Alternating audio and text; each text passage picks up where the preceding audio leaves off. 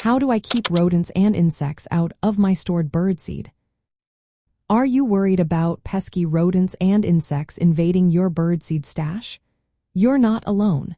Keeping your birdseed safe is essential for responsible bird feeding and ensuring a healthy environment for our feathered friends. Let's look at some practical steps to keep those unwanted critters at bay. First, choose a dry and cool storage location. Ideally, keep your birdseed indoors or in a dry garage. Moisture can cause seeds to clump and spoil, attracting insects like pantry moths. Avoid damp or warm areas where pests thrive. Next, invest in sturdy, sealed containers. Metal containers, especially those made of galvanized steel, are excellent choices. Rodents like mice and squirrels cannot chew through metal, making it a strong barrier. Plus, galvanized steel resists rust, perfect for long-term storage.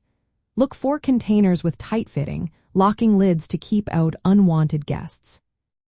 If you prefer plastic bins, make sure they have secure lids and are stored in pest-proof areas. For outdoor storage, aluminum trash cans work well. Adding bungee cords to the lids can help deter animals from getting inside. It's also wise to store birdseed in manageable amounts.